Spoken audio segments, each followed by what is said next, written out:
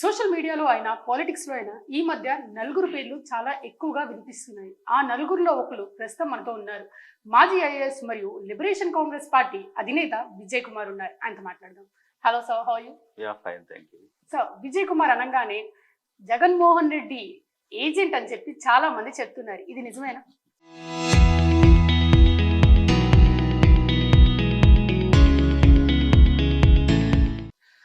అంటే ఈ రకమైన అపోహ ఎందుకు వచ్చిందో స్పష్టంగా అర్థం కావడం లేదు, కానీ బట్ కొంత ఈ ఏబిఎన్ ఆంధ్రజ్యోతి రాసిన కథనాలు దాన్ని దృష్టిలో ఉంచుకుని చాలామంది అలాంటి ఒక ఒపీనియన్లోకి వచ్చే విధంగా ఈ అపోజిషన్ పార్టీ అంటే ఇప్పుడు రూలింగ్ పార్టీ చేసింది. బట్ ఇక్కడ నా ఆలోచన ఏంటి, అధిక జన పేదలను అధికారంలోకి తీసుకురావాలనేది నా ఆలోచన. అలా అధికారంలోకి రావాలంటే మేము ముఖ్యమంత్రి అవ్వాలి. నేను ముఖ్యమంత్రి అవ్వాలని ఒక పార్టీని నడిపిస్తూ జనంలోకి వెళ్ళి జనాన్ని కూడగట్టి నెట్వర్కింగ్ చేస్తూ ఉంటే ఇంకొక పార్టీకి మనం పనిచేస్తే వాళ్ళు ముఖ్యమంత్రులు అవుతారుగా, నేను అవ్వను కదా. ఒకవేళ నాకు ముఖ్యమంత్రి పదవి ఇస్తానంటే I can join with anybody. అంటే ఆయన చెప్తేనే మీరు ఒక పార్టీ పెట్టారని చెప్పి మీ మీద విమర్శలు వస్తున్నాయి. Exactly, that's what I'm saying. See, I want to become CM. I want to give a good governance with the participation of the poor. పేదల చేత పేదల కొరకు పేదల యొక్క ప్రభుత్వాన్ని ఏర్పాటు చేయాలి అనే ఆలోచన విధానంతో ఒక పార్టీని స్థాపించి మేము ముందుకు వెళ్తూ ఉన్నాము. గత 2 సంవత్సరాలుగా మేము పార్టీ స్థాపించినప్పటి నుంచి ఇప్పటి వరకు మా కదలికలన్నీ మీరు చూడండి. నేను చాలా స్పష్టంగా అధికార పార్టీతో పాటు ప్రతిపక్ష పార్టీ చేస్తున్న తప్పులను కూడా విస్పష్టంగా ఎత్తి చూపిస్తున్నాం. మా కెరీర్ చూడండి, మీకు అర్థమవుతుంది. జనం కూడా క్రాస్ చెక్ చేయమని అడుగుతున్నాను నేను. ఇంతవరకు మేము మాట్లాడిన మాటలు కానీ మా స్టాండ్స్ కానీ మీరు క్రాస్ చెక్ చేసి చూడండి. ఎక్కడైనా మీకు అలాంటి అనుమానం వస్తే you can call me, you can ask me. అంటే జగన్మోహన్ రెడ్డి ఉన్నప్పుడు 3 రాజధానులు అని తీసుకొచ్చింది మీరే. సో అది అట్టర్ ఫ్లాప్ అయిపోయింది. Any regrets on that? 3 రాజధానులు అనేది వైఎస్ఆర్సీపీ పాలసీ. దాని మీద అప్పుడు ఒక బీసీజీ బోస్టన్ కన్సల్టింగ్ గ్రూప్ అనేది ఒకటి, హై పవర్ కమిటీ అనేది ఒకటి, 2 కమిటీలు వేసున్నారు. ఇన్సిడెంటల్లీ ఆ టైంలో నేను ప్లానింగ్ డిపార్ట్మెంట్లో సెక్రటరీగా హోల్డ్ చేస్తూ ఉన్నాను. బీసీజీ రిపోర్ట్ వచ్చినప్పుడు బోస్టన్ కమిటీ కన్సల్టింగ్ గ్రూప్ ఇచ్చినటువంటి రిపోర్ట్ని పబ్లిక్ చేసింది నేనే. అంటే ప్రెస్ మీట్ పెట్టి ఆ రిపోర్ట్లో ఉన్న అంశాలన్నింటి గురించి కూడా నేనే ప్రజెంటేషన్ ఇచ్చున్నాను. So it is duty. ఆ రోజు ఒక ప్లానింగ్ సెక్రటరీగా నేను చేసినటువంటి డ్యూటీ. అక్రాస్ ది 2 స్టేట్స్ ఆ రోజు అందరూ చూసినారు కాబట్టి నేను దాన్ని స్పష్టంగా చెప్పగలిగాను. కాబట్టి అందు గురించి నాకు ఏమైనా సంబంధం ఉందని అనుకుంటున్నారేమో. It is the policy of the YSRCP. అంటే అసలు 3 రాజధానులది జగన్ ఆలోచన లేకపోతే మీ ఆలోచన? అప్పుడు ప్రభుత్వం, అధికారంలో ఉన్న ప్రభుత్వం వైఎస్ఆర్సీపీ, వాళ్ళ పాలసీ అది. అంటే ఇప్పుడు అమరావతిని శాశ్వత రాజధాని చేశారు. దీన్ని ఎవరు వచ్చినా మార్చలేరు అంటున్నారు. దీని గురించి ఏమంటారు? ఇది చాలా సింపుల్. శాశ్వత రాజధాని ఎలా అయింది? అసెంబ్లీలో తీర్మానం చేసి పార్లమెంట్కి పంపించారు. పార్లమెంట్లో దాన్ని రిజల్యూషన్ చేశారు. అంటే మన స్టేట్ డివిజన్ జరిగినప్పుడు ఒక చట్టాన్ని తయారు చేశారు. ఆ చట్టం క్యాపిటల్ కొత్తగా వచ్చే ప్రభుత్వం నిర్ణయం చేస్తుందని రాసి ఉంది. ఆ క్యాపిటల్ కొత్తగా వచ్చే ప్రభుత్వం నిర్ణయం చేసేదనే దాని బదులు అమరావతి అని అక్కడ ఒక ఇన్సర్ట్ చేశారు, ఒక వర్డ్. రేపు డిలీట్ కూడా చేయొచ్చు కదా. ఇదే రేపు వచ్చే ప్రభుత్వం ఎవరైనా నచ్చకపోతే అమరావతి వద్దు, ముందున్నట్టుగా మేము వేరే నిర్ణయించుకుంటాము, ఆ ప్రకారంగా ఆ చట్టంలో మార్పు చేయండి అని వీళ్ళు రిజర్వేషన్ చేసి పంపించారనుకో, వాళ్ళు చేస్తారు. ఇప్పుడు ఎలా జరిగిందో అప్పుడు కూడా అలాగే జరుగుద్ది. అదేదో sealed, it cannot be changed అనేది అయితే ఏమీ లేదు. ఇప్పుడు ఏ రకంగా అమరావతి అనే పదాన్ని ఇన్సర్ట్ చేశారో రేపు అమరావతి అనే పదాన్ని తీసి మరొక పదాన్ని కూడా ఇన్సర్ట్ చేసుకోవచ్చు. అది నేను చెప్తుంది లా సిచ్యువేషన్. బట్ అలాగని చెప్పి అది మా పార్టీ విధానం అని నేను చెప్పడం లేదు. అంటే ఇప్పుడు అమరావతి కట్టడానికి ప్రభుత్వం దగ్గర నుంచి ₹1 సెల్ఫ్ సస్టైన్డ్ క్యాపిటల్ అని చెప్పి టీడీపీ వాళ్ళు అంటున్నారు. దీని గురించి సెల్ఫ్ సస్టైన్డ్ క్యాపిటల్ అయితే ఇప్పుడు ఆయన ఐటీ మినిస్టర్ లోకేష్ గారు రూపాయికి 1 ఎకరం కాదు, ఎంత భూమి అడిగితే అంత ఇచ్చేస్తాను, ఎంత అడిగినా ఇచ్చేస్తానని అదేదో ఆయన తాత సొమ్ములుగా, ఆయన సంపాదించిన సొమ్ములాగా మాట్లాడుతున్నాడు. మరి విశాఖపట్నంలో రూపాయికి ఎకరాల కొలది భూములు ఇచ్చినప్పుడు అదే రూపాయికి అమరావతిలో కూడా ఎకరాల కొలది భూములు ఇస్తారా? రూపాయికి భూములు ఇచ్చి అమరావతిని సెల్ఫ్ సస్టైనబుల్ సిటీగా చేస్తారా? అంటే ఇదే క్వశ్చన్ నేను నారాయణ గారిని అడిగినప్పుడు అమరావతి వేరు వైజాగ్ వేరు అని అంటున్నారు. దీన్ని ఏమంటారు? అంటే మాకు నచ్చింది, నచ్చిన వాడికి దోచిపెట్టేస్తాం, గెదమ్మ వాడికి వేల కొలది ఎకరాలు ఇచ్చేస్తాం, వాడు కూడా మా కమ్యూనిటీ కాబట్టి. సో అక్కడ ఆంధ్ర యూనివర్సిటీని చంపేసి అక్కడ ఎన్నో ఉద్యోగాలు ఇవ్వాల్సి ఉంటే ఆ ఉద్యోగాలు రిక్రూట్మెంట్ చేయకుండా 100 సంవత్సరాల చరిత్ర కలిగినటువంటి ఆంధ్ర యూనివర్సిటీని ఈ తెలుగుదేశం ప్రభుత్వం చంపుతుంది at the cost of GITAM university. అక్కడికి ప్రభుత్వ భూములు వాళ్ళు అనాథరైజ్డ్గా ఆక్యుపై చేస్తుంటే ఆ ఎంక్రోచ్మెంట్స్ని రెగ్యులరైజ్ చేసేసి 100 కోట్ల విలువైనటువంటి భూముల్ని ఉచితంగా గీతం అనేటువంటి వీళ్ళ బంధువు వాళ్ళ ఇంట్లో ఒక ఎంపీ వాళ్ళకి ఆ కమ్యూనిటీ వాళ్ళకి ఇచ్చేయడానికి వాళ్ళు సిద్ధపడ్డారు at the cost of 100 years history కలిగిన ఆంధ్ర యూనివర్సిటీ. మరి అదే ప్రిన్సిపల్, అదే సూత్రం అమరావతిలో ఎందుకు వాడలేకపోతున్నారు? ఇక్కడ వందల కోట్లు దోచుకోవడానికి తక్కువ ధరకి వాళ్ళకి ఇచ్చి ఇన్ రిటర్న్ క్విట్ ప్రోకోలో ఎక్కువ డబ్బు వీళ్ళు తీసుకోవడానికి ఇక్కడ మాత్రం రూపాయికి ఇవ్వరు. విలువైన భూములు, కోట్లాది విలువైనటువంటి భూములు అక్కడ మాత్రం రూపాయికి ఇస్తారంటే ఇదే ప్రభుత్వం ద్వంద్వ వైఖరిని పాటిస్తూ ఉన్నప్పుడు అర్థమవుతుంది కదా, ఇందులో మోసం ఉంది, ఇందులో క్విట్ ప్రోకో ఉంది. రూపాయి అనేది జనం కోసం, రాష్ట్ర ఖజానాకి తూట్లు పడవడానికి, బట్ వెనక వచ్చే కోట్లు చాలా ఉంటాయి, అది ఈ తెలుగుదేశం ప్రభుత్వం అధికారంలో ఉన్న వాళ్ళు తీసుకుంటారని చెప్పకుండానే చెప్తున్నారు కదా. అంటే మీరు అమరావతిలో సెకండ్ ల్యాండ్ పుల్లింగ్ ఎందుకు వ్యతిరేకిస్తున్నారు? మొదటి దానికి దిక్కు లేదు, ఇక రెండో దానికి ఏం చేస్తారు? ఇప్పుడు ఎప్పుడో ఇండిపెండెన్స్ వార్ కంటే ముందు వరల్డ్ వార్ జరిగినప్పుడు గన్నవరం ఎయిర్పోర్ట్, బేగంపేట ఎయిర్పోర్ట్ ఏర్పాటు చేయడం జరిగింది. దాంతోపాటు దొనకొండ, తాడేపల్లిగూడెం ఎయిర్ స్ట్రిప్స్ కూడా ఏర్పాటు చేశారు. అలాంటి అంత హిస్టారికల్ ఎయిర్పోర్ట్ ఇక్కడ ఉంటే దాన్ని మినిమంగా డెవలప్ చేయకుండా, ఆల్రెడీ డెవలప్ అయినటువంటి విజయవాడను డెవలప్ చేయకుండా, గుంటూరును డెవలప్ చేయకుండా, రెండింటికి సంబంధం లేకుండా ఎక్కడో వరద వస్తే మునిగిపోయేటువంటి ప్రాంతాన్ని, ముంపు ప్రాంతాన్ని తీసుకుని క్యాపిటల్ అని పెట్టి దాన్ని డెవలప్ చేస్తామనేది ఒకవైపు చెప్తున్నారు. మరి ఈ ఎయిర్పోర్ట్ డెవలప్ చేయకుండా 5,000 ఎకరాలతోటి ఇంకో ఎయిర్పోర్ట్ చేస్తామని చెప్తున్నారు. అక్కడికి చెన్నైకి వెళ్ళి ఇక్కడ డెవలప్మెంట్కి ల్యాండ్ కన్స్ట్రైంట్గా ఉంది అని అంటే 500 ఎకరాలతో ఎయిర్పోర్ట్ మీరు డెవలప్ చేయొచ్చు, నాలెడ్జ్ ఎకానమీ వాడొచ్చు, దానికి ల్యాండ్తో పని లేదని వాళ్ళకి క్లాసులు ఇస్తున్నారు. ఇక్కడ ఉన్నటువంటి సీఎం చంద్రబాబు నాయుడు గారు తమిళనాడు వాళ్ళకి క్లాసులు ఇస్తున్నారు. మరి ఇక్కడ మాత్రం వందల ఎకరాలు, వేల ఎకరాలు భూములు మాత్రం కావాలి, ఎందుకంటే రియల్ ఎస్టేట్ చేసుకోవడానికి. అదర్వైజ్ ఒక ఎయిర్పోర్ట్ ఉండగా ఇంకో ఎయిర్పోర్ట్ దేనికి? ఆఫ్టర్ ఆల్ 18 kilometers ఒక ఎయిర్పోర్ట్ ఉంది. ఎక్కడైనా అంతకంటే దూరంగా ఉన్నాయా? బెంగళూరు ఎయిర్పోర్ట్ అంత పక్కనే ఉందా? హైదరాబాద్ ఎయిర్పోర్ట్ పక్కన ఉందా? బాంబే పక్కన ఉందా? ఢిల్లీ పక్కన ఉందా? Any airport will be out side of the city ఉంటుంది కదా. ఉన్నదాన్ని డెవలప్ చేసుకోకుండా రైల్వే స్టేషన్కి ఇన్ని వేల ఎకరాలు కావాలి, ఎయిర్పోర్ట్కి ఇన్ని వేల ఎకరాలు కావాలి అంటే ఏంటి? దానికి ఒక విజన్ ఉండాలి, దానికి ఒక పద్ధతి ఉండాలి, దానికి ఒక ప్లానింగ్ ఉండాలి. ఇవన్నీ ఉన్నాయనే మొదటి 34-35 ఎకరాలు తీసుకున్నారు. 35,000 ఎకరాలు తీసుకున్నప్పుడు అందులోనే నాలెడ్జ్ సిటీ ఉంటుంది, జస్టిస్ ఉంటుంది, ఎకనామిక్ సిటీ ఉంటుంది, లెజిస్లేచర్ ఉంటుంది, ప్రెస్ సిటీ ఉంటుందని 9 cities ఉంటాయని అప్పుడు కూడా వదలగొట్టారు. మరి ఈరోజు ఇవన్నీ కట్టడానికి సరిపోదనంటే అంటే ప్లానింగ్ లేనివాళ్ళని, విజన్ లేనివాళ్ళని, ఆ రోజు 50,000 ఎకరాలు అన్నీ వచ్చేస్తాయని 14,000 ఎకరాలు గవర్నమెంట్ భూమి, 36,000 ఎకరాలు రైతుల నుంచి తీసుకున్న దానిలో మొత్తం అయిపోద్దని చెప్పి ఈ రోజు అవ్వదు, ఇంకో 50,000 కావాలంటే చేతకంతనమే కదా, సరైన ప్రణాళిక లేదనే కదా. క్లియర్గా మిమ్మల్ని మీరే కాంట్రాడిక్ట్ చేసుకుంటున్నారు. మీకు ప్లానింగ్ లేదు, విజన్ లేదని మీరే చెప్పేసుకుంటున్నారు. మీ స్టేట్మెంట్స్లోనే తెలిసిపోతుంది కదా. అంటే అమరావతిని సోల్ క్యాపిటల్ అని డిక్లేర్ చేయంగానే మావిగన్ అన్న కొత్త కాన్సెప్ట్ జగన్మోహన్ రెడ్డి ముందుకు వచ్చారు. మావిగన్ అసలు ఎలా ఉంది? మీరు సపోర్ట్ చేస్తున్నారా దాన్ని? ఒక్కొక్క పార్టీకి ఒక్కొక్క విధానం ఉంటుంది. Why should I support his policy? అది ఫస్ట్ పాయింట్. రెండోది ఏంటంటే ఇక్కడ పొలిటికల్ గేమ్ నడుస్తుంది, ఓనర్షిప్ అనేది నడుస్తుంది. టీడీపీ అమరావతిని ఓనర్ కింద భావిస్తున్నారు. దానికి నేను ఓనర్ కాదు, నాకు అమరావతికి సంబంధం లేదు అని వైసీపీ చెప్పడానికి ఈ కొత్త కాన్సెప్ట్ చెప్పింది. అయితే ఇప్పుడు శివరామకృష్ణన్ కమిటీ చాలా స్పష్టంగా మార్టూరు, వెనుకొండ, దొనకొండ ఆ ట్రయాంగిల్లో సెంటర్ ఆఫ్ ది స్టేట్ ఉంటుంది, అన్ని ప్రాంతాలకు అనువుగా ఉంటుంది, అక్కడ క్యాపిటల్ పెట్టమని చెప్పున్నారు. బట్ దాన్ని డిఫీట్ చేసి వీళ్ళు ఇక్కడ ఎటుగాని, అది విజయవాడ కాదు, గుంటూరు కాదు, ముంపు ప్రాంతం అయినటువంటి అమరావతిని సెలెక్ట్ చేసుకున్నారు. అందువల్ల అది ఎప్పటికీ కూడా క్యాపిటల్గా డెవలప్ అయ్యి ఫ్లరిష్ అయ్యే అవకాశం అయితే లేదు.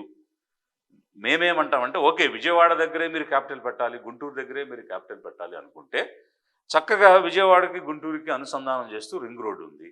ఇదే రింగ్ రోడ్డు మీద కొన్ని కృష్ణానదికి ఆ పక్క అంటే కేసరపల్లి, గన్నవరం, ఆగిరిపల్లి, నూజివీడు ఈ వైపు అంతా కనెక్ట్ అవుతూ మీరు అనుకునే 9 సిటీస్లో కొన్ని సిటీస్ అక్కడ పెట్టొచ్చు.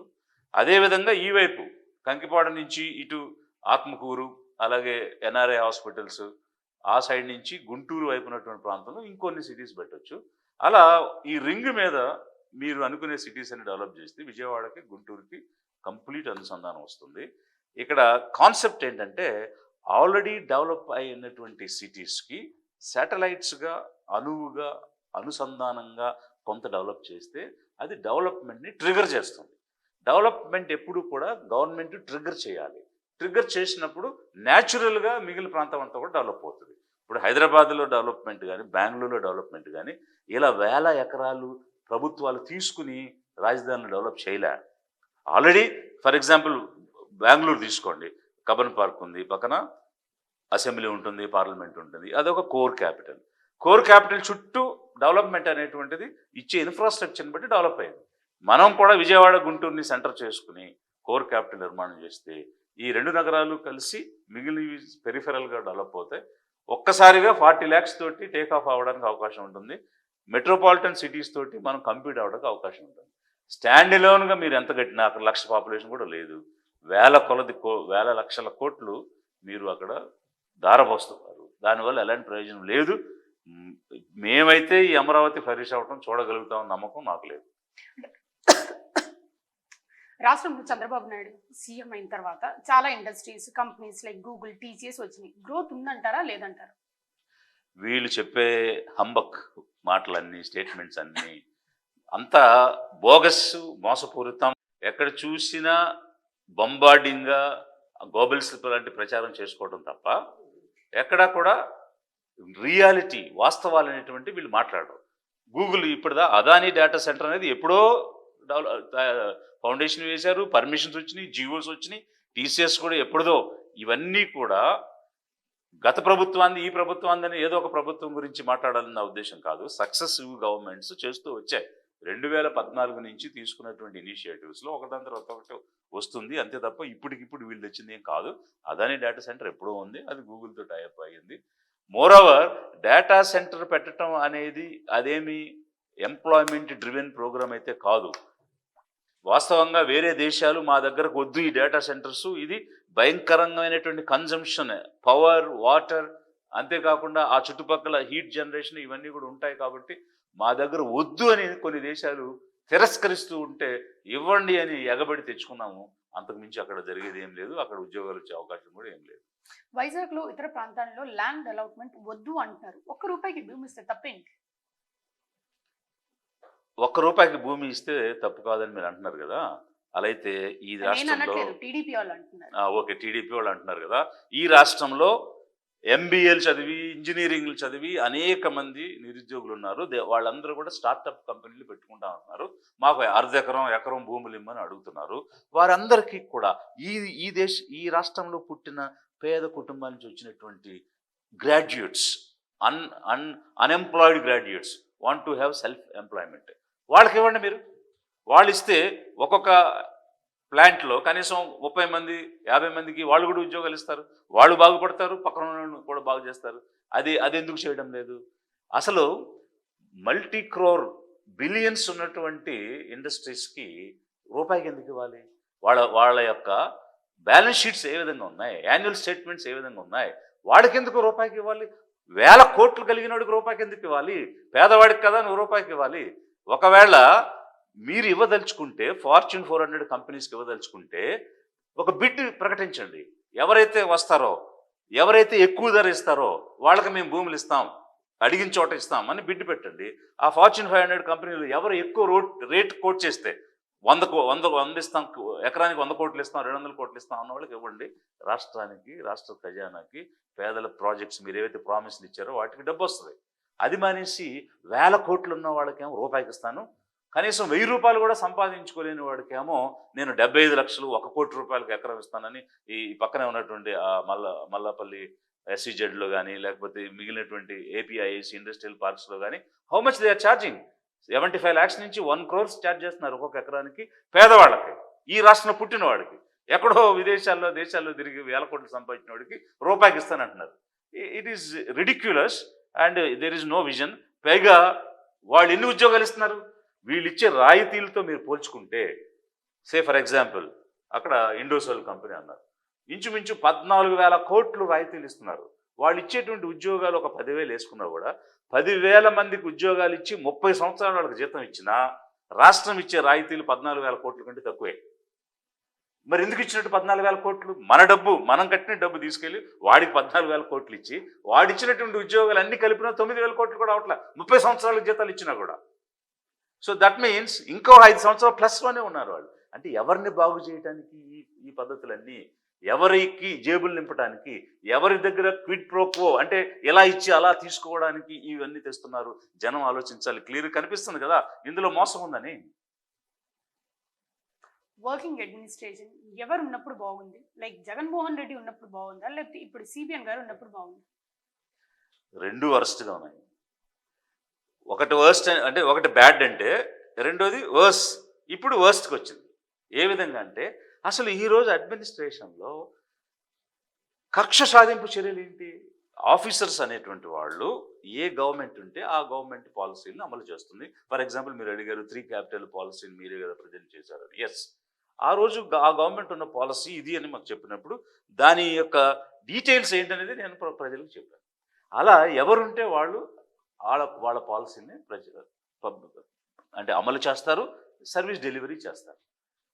దాన్ని కమ్యూనిటీ పరంగా చూసి, పార్టీల పరంగా విడదీసి, కేసులు పెట్టి, జైల్లో పెట్టించి, అసలు ఎప్పుడూ కూడా డీజీ స్థాయిలో ఉన్న అధికారులు, పోలీసు ఆఫీసర్స్ని జైల్లో పెట్టడం అనేటువంటిది ఆంధ్రప్రదేశ్ రాష్ట్ర చరిత్రలో లేదు. అది administration.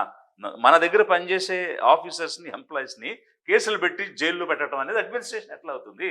It's a blunder, blind failure of administration. ఇంకా అంతకంటే నిదర్శనాలు ఏం కావాలి? వర్స్ట్గా జరుగుతుంది ఆంధ్రప్రదేశ్. ఎస్పెషల్లీ రాష్ట్రం విడిపోయిన తర్వాత, కొత్త ఆంధ్రప్రదేశ్గా అవతరించిన తర్వాత అడ్మినిస్ట్రేషన్ అనేది కంప్లీట్గా ఫెయిల్ అయిపోయింది. గుడ్ గవర్నెన్స్ కాదు, బ్యాడ్ గవర్నెన్స్ నుంచి వర్స్ గవర్నెన్స్కి వచ్చింది. అంటే మేము దళితులకు అన్ని విధాలుగా మేలు చేస్తున్నాము అని చెప్పి టీడీపీ నాయకులు అంటున్నారు. దీన్ని ఎందుకు మీరు వ్యతిరేకిస్తున్నారు ఈ మాట? అసలు ఎవరికి వాళ్ళు మేలు చేయడం లేదు. వాళ్ళు ఇచ్చినటువంటి సూపర్ 6 ఇంతవరకు అమలు చేయలేదు. 2,500 ఒక్కొక్క మహిళకు ఇస్తామని చెప్పి 2 సంవత్సరాలు గడిచిపోయింది. ఇంతవరకు ఒక్క మహిళకు ₹1 ఇవ్వలేదు. వాళ్ళందరూ కూడా పేదవాళ్లే. ఇవే కాదు, పర్టికులర్గా మీరు షెడ్యూల్ కాస్ట్ గురించి అడుగుతున్నారు కాబట్టి ఎస్సీలకు కానీ, ఎస్టీలకు కానీ, ఓబీసీలకు కానీ, మైనారిటీలకు కానీ ఇంతవరకు ఒక్క స్కీమ్ ఇవ్వలేదు, ఒక్క ఎకనామిక్ బెనిఫిట్ ఇవ్వలేదు. 2 సంవత్సరాలు అయిపోయింది. ఎంతోమంది నిరుద్యోగులు ఉన్నారు. అందరికీ మనం ఉద్యోగాలు ఇవ్వలేము. కొంతమందికి స్వయం ఉపాధి ఇవ్వచ్చు. వాళ్ళు ఏదైనా చిన్న వ్యాపారాలు చేసుకుంటానంటే వాళ్ళకి కొంచెం పెట్టుబడికి నిధులు ఇవ్వచ్చు. ₹1 పెట్టుబడి నిధి ఇవ్వలేదు, ₹1 సబ్సిడీ ఇవ్వలేదు. ఒక్క స్కీమ్ కోసం ఈవెన్ ఒక కిరాణా కొట్టు పెట్టుకుంటానంటే 50,000 లోను ఒక మైనారిటీకి కానీ, ఒక ఓబీసీకి కానీ, ఎస్సీ ఎస్టీకి కానీ ఎవరికి ఇవ్వలేదు. It is not just schedule caste. No poor family has been benefited in these 2 years. ఒక్క సింగిల్ కమ్యూనిటీ పవర్లోకి వచ్చే అవకాశం ఉందంటారు? కమ్యూనిటీ పర్సే మనం ఆలోచించినప్పుడు అది ఒక కమ్యూనిటీ రావడానికి కనీసం ఒక 35-40% ఓటింగ్ ఉంటే కానీ అది సాధ్యం కాదు. కానీ ఐడియాలజీ అనేది ఉంటే, ఐడియాలజీ బేస్డ్గా ఒక పార్టీ కానీ, ఒక సిద్ధాంతంతో అధికారం రావడానికి అవకాశం ఉంది. మేము చెప్తున్నాము, లిబరేషన్ కాంగ్రెస్ పార్టీ ఒక ఐడియాలజీతో వచ్చాము. పేదల్ని అధికారంలోకి చేరువ చేయాలనేటువంటి ఐడియాలజీతో వచ్చాము. అది పేదలు అధిక జనం ఉన్నారు. డెఫినెట్గా సాధ్యం అవుతుంది. పక్క రాష్ట్రంలో సాధ్యం అయ్యింది. ఈ రేపు ఆంధ్రప్రదేశ్లో కూడా సాధ్యం అవుతుంది. అంటే జనరల్గా పవన్ కళ్యాణ్ వేరే క్యాస్ట్ కాబట్టి వాళ్ళకి మీకు అసలు పడట్లేదంట, నిజమేనా? అసలు క్యాస్ట్ అనేది ఒక ఎలిమెంటే కాదు మా దృష్టిలో. ఈవెన్ మా పార్టీ పాలసీ చూసినా కూడా irrespective of the cost, SC, ST, OBC, minority, OC అన్ని వర్గాల్లో ఉన్నటువంటి పేదలను మేము క్యాటర్ చేస్తాము, పేదల కోసం మేము పనిచేస్తాం అనేది చాలా స్పష్టంగా ప్రతిసారి కూడా చెప్తున్నాము. అయినా కూడా ఈ ఫ్యూడల్ మైండ్ ఏ విధంగా ఉంటుందంటే, ఈ పెత్తందారు బూర్జువా విధానాలు ఎలా ఉంటాయంటే, ఎవరైనా గట్టిగా పనిచేసినా, ఎవరికైనా ప్రజల్లో ఆదరణ వచ్చినా ఏదో ఒక రూపంలో దానిని నల్లిఫై చేయడానికి, అంటే వాళ్ళు ఎదగకుండా అణిచేయడానికి రకరకాలు తీసుకొస్తారు. కాస్ట్ అంటారు, లేకపోతే జగన్ ఏజెంట్ అంటారు, లేకపోతే ఇంకొక ఏజెంట్ అంటారు. ఏదో ఒక ముద్ర వేస్తే వీడు ఎదగకుండా అణిచేయొచ్చు, నిరంతరం ఆధిపత్య వర్గాలే, అంటే ఒకవైపు వైసీపీయో లేకపోతే ఇంకోవైపు టీడీపీ ఇలా పెత్తందారులే అధికారంలో ఉండాలి, పేదలు అధికారంలోకి రాకూడదు. అందుకోసం ఇట్లాంటి ముద్రలన్నీ వేస్తూ ఉంటారు. మేము 2029లో మా పర్ఫార్మెన్స్ చూపిస్తాం, అధికారంలోకి ఎలా రావచ్చో చేసి చూపిస్తాం. Coming back to the administration things, ఆంధ్రప్రదేశ్లో మాజీ ముఖ్యమంత్రి జగన్మోహన్ రెడ్డి ఎక్కువ అప్పులు చేశారంటారు, ఇప్పుడున్న నారా చంద్రబాబు నాయుడు గారు ఎక్కువ అప్పులు చేశారంటారు. ఎవరు ఎక్కువ చేశారు ఎవరు తక్కువ చేశారు అనే కంటే ఆంధ్రప్రదేశ్ రాష్ట్రాన్ని అప్పుల పాలు చేస్తున్నారు అనేది సబబుగా ఉంటుంది. వాస్తవానికి 2014-19 వరకు చూస్తే 2.8 lakh crores అప్పులతో రాష్ట్రం ఉండింది. అంటే టీడీపీ ఫస్ట్ పీరియడ్లో 2.8 lakh crores ఉంది. వైసీపీ ముగిసేసరికి అది 4.5 lakh crores వెళ్ళింది.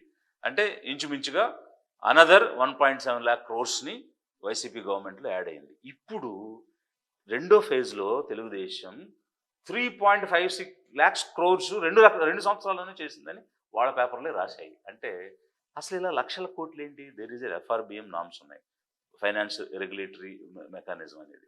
దాని ప్రకారంగా ఏ రాష్ట్రమైనా 3%కి మించి జిఎస్డిపికి మించి అప్పులు చేసే అవకాశం లేదు. కానీ కన్సిస్టెంట్గా టీడీపీ కానీ వైసీపీ కానీ 4.5% ఆఫ్ ది జిఎస్డిపి వీళ్ళు అప్పులు చేస్తూ వచ్చారు. ఈ పరిస్థితి 28 రాష్ట్రాలతో పోల్చుకుంటే చాలా దయనీయమైనటువంటి పరిస్థితిలో, అప్పులలో కూరుకుపోతున్న రాష్ట్రాలలో అత్యున్నతమైనటువంటి స్థానంలో ఆంధ్రప్రదేశ్ ఉన్నటువంటి పరిస్థితికి వీళ్ళిద్దరూ కూడా తీసుకెళ్ళిపోయారు. ఇద్దరూ కూడా చేసింది తప్పే, ఇద్దరూ కూడా భయంకరమైన అప్పులు చేశారు. ఈ 2 సంవత్సరాల్లో చంద్రబాబు నాయుడు అత్యధికంగా చేశాడు. ఈ డబ్బులన్నీ ఏం చేశారు, ఎవరి కోసం చేశారు అంటే వాళ్ళ కమ్యూనిటీలో, అంటే వాళ్ళ చుట్టూ ఉన్నటువంటి వాళ్ళని మేలు చేయడానికి, వాళ్ళకి ఎలక్షన్లో దోహదపడిన వాళ్ళకి కాంట్రాక్టులు ఇచ్చి వాళ్ళని బలపరిచి మళ్ళీ ఎన్నికలకి డబ్బులు క్విడ్ ప్రో కోలో తీసుకోవడానికి ఇవన్నీ చేస్తున్నారా అనేటువంటిది ఈరోజు కళ్ళ ముందు కనిపిస్తున్నటువంటి ప్రశ్న. Coming back to the main topic, Akividu issue. అసలు మీకు రఘురామకృష్ణ గారికి ఎందుకు పడట్లా, ఎందుకు అలా తిట్టుకుంటున్నారు? రఘురామకృష్ణ అనేటువంటి వ్యక్తి అనవసరంగా తోలనాడాడు, అతని భాష దుర్భాషలాడాడు. నా విషయంలో అనకూడనటువంటి మాటలు, అనరానటువంటి మాటలు అతను మాట్లాడాడు. నేను ఎప్పుడు కూడా అతన్ని గౌరవంగానే మాట్లాడాను, మర్యాదగానే ప్రస్తావన చేశాను. ఇప్పటి వరకు ఎప్పుడు కూడా అతనొక్కనే కాదు, మా పార్టీ పాలసీ వ్యక్తిగత దోషంలో చేయకూడదు, వ్యక్తిగత అంశాల్లోకి వెళ్ళకూడదు అనేది అది మేము పాటిస్తున్నాం. ఇకపోతే పడకపోవటం అనేటువంటిది ఏం లేదు. అతను ఎవరో నాకు తెలియదు, నేను ఎవరో అతనికి తెలియదు. ఏదైనా ఒక విధానం మీద తేడా వచ్చినప్పుడు మేము ప్రశ్నిస్తాం. ఇప్పుడు మేము అధికారంలో లేము, అధికారంలో లేనప్పుడు ఖచ్చితంగా అధికార పార్టీకి సంబంధించి జరుగుతున్నటువంటి తప్పుల్ని కానీ వాళ్ళు ఇచ్చేటువంటి విధానాలు కానీ ఖచ్చితంగా ఎత్తి చూపిస్తాము, జరుగుతున్న తప్పుల గురించి మాట్లాడతాం. అతను పిచ్చి పిచ్చిగా మాట్లాడుతున్నాడు, పొంతన లేకుండా మాట్లాడుతున్నాడు, అనవసరమైనటువంటి విషయాల్లో తలదూరుస్తున్నాడు. అతను is just an MLA and అసెంబ్లీలో డిప్యూటీ స్పీకర్. అసెంబ్లీ డిప్యూటీ స్పీకర్కి గవర్నమెంట్లో ఎలాంటి రోల్ ఉండదు. సో అతను అసెంబ్లీ జరిగేటప్పుడు ఏదో రూలింగ్స్ ఇచ్చుకోవడం తప్ప he has no role. But why he is commenting on general issues? పర్టికులర్గా కొన్ని కమ్యూనిటీస్ని అతను టార్గెట్ చేసి బిహేవ్ చేశాడు కాబట్టి దాన్ని మేము క్వశ్చన్ చేసాం. ఆకువీడిలో మీరు ఎన్ని విమర్శలు చేసినా చివరికి ఆయనే నెగ్గారు కదా. మేము ఏ విమర్శ చేయలేదు, అతన్ని మేము క్వశ్చన్ చేసాం. మీరు ఈ విధంగా మాట్లాడుతున్నారు తప్పు అని చెప్పాం, ఇది మీకు సంబంధం లేని విషయం అని చెప్పాం, ఇలాంటి విషయాల్లో మీరు ఎందుకు తలదూరుస్తున్నారని అడిగాం. ఆకువీడి విషయంలో నేను మాట్లాడినటువంటిది స్పష్టంగా, మీరెళ్ళి వాళ్ళ మీద దాడి చేసి వాళ్ళు మాకు దాడి చేశారని చెప్తున్నారు. వాళ్ళు మీ ఊరికి మీ ఇంటి మీదకి వచ్చి దాడి చేశారా, లేకపోతే అక్కడ ప్రశాంతంగా సంసారం చేసుకునే వాళ్ళ దగ్గరికి మీరు జనాల్ని పోలీసుని తీసుకెళ్ళి దాడి చేశారా అని నేను అడిగాను. బట్ అందులో మీరు అడిగే క్వశ్చన్కి నేను అక్కడ జరిగిన దానికి కూడా ఎలాంటి సంబంధం లేదు. మీరు అడిగే క్వశ్చన్ ఉద్దేశం ఏంటో మరి నాకైతే అర్థం కాలేదు. అతను ఓడిపోవడం ఏంటో గెలవడం ఏంటో నాకు కూడా అర్థం కాలేదు. అంటే అక్కడ భూమి పూజ చేశారు, చేసుకోనివ్వండి. ఇప్పుడు టెంపుల్ కడతానంటే ఎవరు వద్దంటారని నేను ఆ రోజు చెప్పాను కదా. If somebody wants to build a social infrastructure, temple అనేది ఏంటి, ఒక సోషల్ ఇన్ఫ్రాస్ట్రక్చర్. 10 మంది వెళ్ళి అక్కడ పూజించుకోవడానికైనా కూర్చోవడానికైనా ఉపయోగపడుతుంది, చేయనివ్వండి, తప్పే ఉంది. దాన్ని మేము ఎప్పుడు వ్యతిరేకించలేదు. We never opposed. అంటే రాష్ట్రంలో ఎస్సీలు క్యాస్ట్ మారితే క్యాస్ట్ సర్టిఫికేట్ రద్దు చేయాలని రఘురామకృష్ణరాజు చెప్తున్నారు, దాంట్లో తప్పేముంది? అతను చెప్పాల్సిన అవసరం ఏంటి? 1950లో ప్రెసిడెంటే చెప్పాడు ఏమని, అదర్ దాన్ హిందూస్ మిగిలిన వాళ్ళు ఎవరో కూడా షెడ్యూల్ కాస్ట్ కాదు అని 1950 ఆర్డర్లో ప్రెసిడెంట్ గారు చెప్పారు. తర్వాత దాన్ని అమెండ్ చేశారు 56లోను 1990లోను. ఈ రోజు ఉన్నటువంటి లా సిచ్యువేషన్ ఏంటంటే బుద్ధిస్ట్ కానీ సిక్స్ కానీ హిందూస్ కానీ వీళ్ళు తప్ప మిగిలిన వాళ్ళు ఎవరు కూడా షెడ్యూల్ కాస్ట్ కమ్యూనిటీకి రారు. అది ప్రెసిడెన్షియల్ ఆర్డర్. ఇక్కడ ఒక వ్యక్తి చెప్పాల్సిన అవసరం లేదు, ఇది చట్టం. అది దానికి ఇంకోటి చెప్పాల్సిన పని ఉంది. అయితే నేను మాట్లాడుతున్న పాయింట్ ఏంటంటే అది డిస్క్రిమినేటరీ. ప్రెసిడెంట్ ఇచ్చిన ఆర్డర్ తప్పు, సుప్రీంకోర్టు ఇచ్చిన జడ్జిమెంట్ తప్పు. ఎందుకనంటే ఆర్టికల్ 14 ప్రకారం రైట్ టు ఈక్వాలిటీ అందరికీ ఉంది. ఆర్టికల్ 15 ప్రకారం ఏ రకమైనటువంటి discrimination basing on caste, religion, race, sex and place of బర్త్ని బట్టి డిస్క్రిమినేట్ చేయొద్దు అని రాజ్యాంగం చెప్తుంది. అలాగే ఈక్వల్ ఆపర్చునిటీస్ ఇవ్వమని 16 చెప్తుంది. ఆర్టికల్ 25లో క్లియర్గా నచ్చిన మతాన్ని మీరు చూజ్ చేసుకుని దాన్ని పాటించుకోండి అని చెప్తుంది. ఇన్ని ఫండమెంటల్ రైట్స్ కాన్స్టిట్యూషన్ ఇస్తే ఆ ఫండమెంటల్ రైట్స్ వాళ్ళు ఎక్సర్సైజ్ చేస్తుంటే దాన్ని మేము డిస్క్రిమినేట్ చేస్తాము, నువ్వు ముస్లిం అయితే ఇవ్వను, క్రిస్టియన్ అయితే ఇవ్వను అని చెప్పడం తప్పు, రాజ్యాంగ విరుద్ధం. అలాంటి రాజ్యాంగ విరుద్ధమైన భాష నువ్వెందుకు మాట్లాడుతున్నావు, నీకేం సంబంధం, అసలు నీకు సంబంధం లేని విషయం నువ్వెందుకు తలదూరుస్తున్నావు అని మేము క్వశ్చన్ చేశాం. అంతే తప్ప చట్టం గురించి, చట్టంలో ఉన్నటువంటి అంశాలు మేమేమంటామంటే మేము ఏ కమ్యూనిటీ అనేది కాదు. ఇక్కడ ఒక పార్టీగా ఎవరికి కష్టం ఉందో, ఎవరికి నష్టం జరుగుతుందో, ఎవరు వల్నరబుల్గా ఉన్నారో, ఎవరు నెట్టివేయబడుతున్నారో వాళ్ళ తరపున మాట్లాడటానికే మేము పార్టీ పెట్టాం. అందుకోసమే ఇక్కడ పేదలకు నష్టం జరుగుతుంది, కన్వర్టెడ్ షెడ్యూల్ కాస్ట్గా ఉండి కన్వర్ట్ అయినటువంటి ముస్లింలకు, కన్వర్ట్ అయినటువంటి క్రిస్టియన్స్కి అన్యాయం జరుగుతుంది. రైట్ టు ఈక్వాలిటీ అనేది వాళ్ళకు దొరకటం లేదు.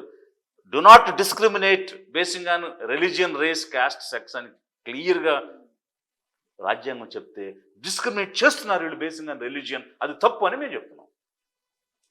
5 రాష్ట్రాల్లో ఎన్నికలు జరిగింది. 5 రాష్ట్రాల్లో ఒక రాష్ట్రం తమిళనాడులో టీవీకే అధినేత విజయ్ గారు గెలిచారు. ఆ విజయాన్ని ఎలా చూస్తారు? ఆయన సక్సెస్ కి బ్యాక్ స్టోరీ ఏమంటారు? ఇప్పుడు అతను గెలిచిన తర్వాత మా ప్రయాణం ఇంకా బాగా సులువైందని నేను అనుకుంటున్నాను. ఎందుకనంటే త్రికోణ పోటీలో, ట్రయాంగిల్ ఫైట్లో 28-29% తోటి అతను ఈరోజు సీఎంగా అయ్యే అవకాశం వచ్చింది. నేను అధిక జన పేదలకు అదే చెప్తున్నాను. మనం 35-36% ఓట్లు సాధించినా కూడా మనం అధికారంలోకి రావచ్చు. కాబట్టి 2029లో మేము అధికార పీఠం ఎక్కి ముఖ్యమంత్రిగా అవడానికి అవకాశం ఉంది అనేది ఒక స్ఫూర్తి తమిళనాడు నుంచి కనిపించింది. పర్టికులర్గా యాక్టర్ విజయ్ గురించి కనుక మాట్లాడాలని అంటే ఫస్ట్ అతను ఫిల్మ్ యాక్టర్గా ఒక బేస్ అనేటువంటిది డెవలప్ అయింది, ఒక ఎంట్రీ అనేటువంటిది ఈజీ అయింది. Because very noted and many fan clubs. So booth level వరకు ఈ ఫ్యాన్స్ ఉండడం వల్ల అది ఫస్ట్ లాంచింగ్ అనేది బాగా జరగడానికి అవకాశం వచ్చింది. ఆ తర్వాత అతను సెక్యులర్ ఫేస్ తోటి ఒక మేనిఫెస్టో తోటి వచ్చినాడు, ఒకదానికొకటి యాడ్ అవ్వడం జరిగింది. అన్నింటికి మించి ఇక్కడ ట్రయాంగిల్ ఫైట్లో 30% రాకపోయినా కూడా అధికారం వస్తుంది అనేది క్లియర్ కనిపిస్తుంది. రేపు మేము 30% పైన ఓట్లు తెచ్చుకుని ఖచ్చితంగా అధికారంలోకి అడుగు పెడతాము. అది మాకు స్ఫూర్తిగా కనిపిస్తుంది. దేశంలో 22 రాష్ట్రాలలో బీజేపీ గెలిచింది. ఆ గెలుపుని ఎలా చూస్తారు? బీజేపీ పూర్తిగా వ్యవస్థలన్నిటినీ నాశనం చేసి వాటన్నిటినీ కూడా చేతిలోకి తీసుకుని ఎన్ని రకాలుగా దుర్వినియోగం చేయొచ్చో, ఎలా అబ్యూజ్ చేయొచ్చో అలా చేస్తూ అధికారంలోకి వస్తుంది.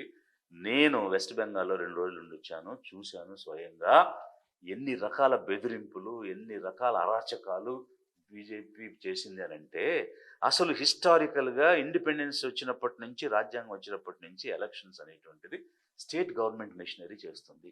అలాంటిది స్టేట్ గవర్నమెంట్ మెషినరీని పూర్తిగా పక్క తప్పించేసి only central government, public sector ఆర్గనైజేషన్స్లో పనిచేసే వాళ్ళని తెచ్చి పెడతామని అబ్జర్వర్స్ని తీసుకొని వచ్చి డిఫరెంట్ స్టేట్స్ నుంచి అక్కడ ఉన్నటువంటి కలెక్టర్స్ని, చీఫ్ సెక్రటరీని, డీజీపీని అందరినీ మార్చేసి వీళ్ళకి అనువైనటువంటి వాళ్ళందరినీ వేసుకుని ఏదైనా తేడా వస్తే, ఇప్పుడు బీజేపీ వాళ్ళు డబ్బు ఎత్తుకెళ్తుంటే పట్టుకుంటే దాని మీద కేసులు పెట్టొద్దని అబ్జర్వర్స్తో ఒత్తిడి చేయించడం, అదే మిగిలిన పార్టీలు ఎవరైనా డబ్బులు ఉంటే వాటి మీద కేసులు పెట్టేయడం దగ్గర నుంచి అనేక విషయాలు నేనే వెస్ట్ బెంగాల్లో చూశాను. సో భయంకరమైన అరాచకంతో ఒకవైపు మెజారిటీ కన్సాలిడేషన్ అని, హిందుత్వ అని, హిందూ కన్సాలిడేషన్ ఐడియాలజీతో, this is nothing to with Hindu religion.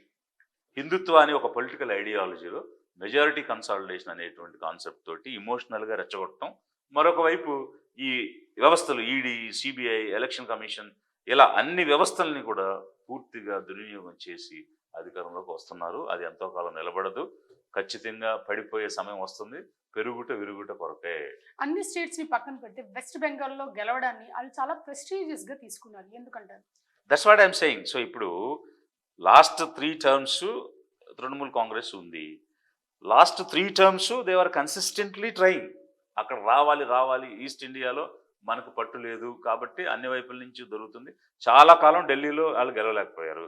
So రాజధానిలోనే గెలవలేకపోయారు, ఇదేం పార్టీ అనేటువంటి విమర్శలు వచ్చిన తర్వాత రాజధానిలో ఎంత మ్యానిపులేషన్ చేయాలో ఎస్ఐఆర్ పెట్టి ఇప్పుడు ఎన్ని ఓట్లు డిలీట్ చేయాలో అన్ని ఓట్లు డిలీట్ చేసేసి వాళ్ళు గెలవనీయకుండా వీళ్ళు ఎలక్షనీరింగ్లో మ్యాల్ ప్రాక్టీసెస్ చేసి గెలిచారనేటువంటిది క్లియర్గా కనిపిస్తుంది. ఎస్ఐఆర్ ద్వారా, ఓట్ డిలీషన్ ద్వారా రకరకాల. అంటే అది మమతా బెనర్జీ గారు కూడా అదే అంటున్నారు. దాన్ని రాహుల్ గాంధీ కూడా అంగీకరిస్తున్నారు. ఈవీఎం ట్యాంపరింగ్, ఈసీ వాళ్ళతో కలిసి వెస్ట్ బెంగాల్లో గెలిచారని అయితే వాళ్ళు అంటున్నారు.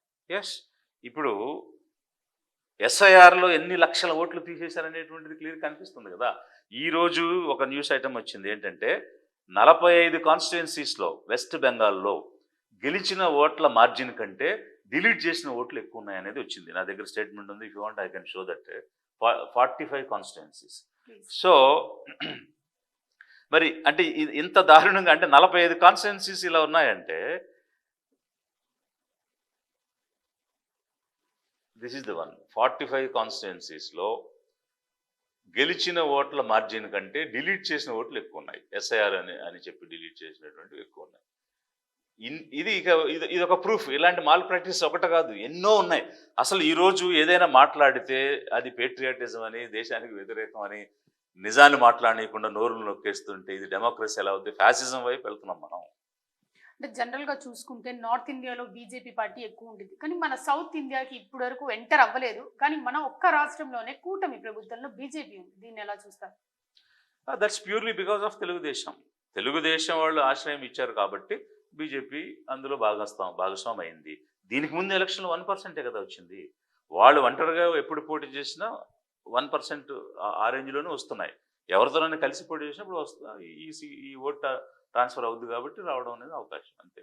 Coming to the final question, మీరు వచ్చే ఎన్నికల్లో ఒక్కలుగా పోటీ చేయబోతున్నారా, లేకపోతే వేరే ఏదైనా పార్టీలో కలవబోతున్నారా? ఒకవేళ పోటీ చేస్తున్నప్పుడు అయితే ఎక్కడి నుంచి పోటీ చేయబోతున్నారు మీరు? పార్టీలో కలవడానికి ఇంకొక పార్టీ ఏర్పాటు చేయాల్సిన అవసరం లేదు. నేను వైఎస్ఆర్సీపీలో చేరాలంటే హ్యాపీగా చేర్చుకుంటారు. తెలుగుదేశంలో చేరాలంటే తెలుగుదేశంలో చేరొచ్చు. అలాంటి ప్రయత్నమే నేను చేయలేదు. నాకు ఎన్నో ఆఫర్స్ ఉన్నా కూడా వైఎస్ఆర్సీపీలో కానీ టీడీపీ నుంచి కానీ అనేక రకాల ఆఫర్స్ ఎలక్షన్కు ముందు ఉన్నా కూడా నాకు ఒక సిద్ధాంతం ఉంది, ఒక ఐడియాలజీతో నేను ముందుకెళ్తున్నాను. కాబట్టి వ్యక్తిగతమైన పదవులను కాదు, నాకు కావాల్సింది జాతి ప్రయోజనాల కోసం పేద జాతిని వృద్ధి చేయాలనే ఆలోచనతో ఒక పార్టీ పెట్టున్నాము. మేమైతే స్వతంత్రంగా పోటీ చేస్తాము. మేము స్వతంత్రంగా పోటీ చేసి అధికారంలోకి వస్తాము, గెలుస్తాము.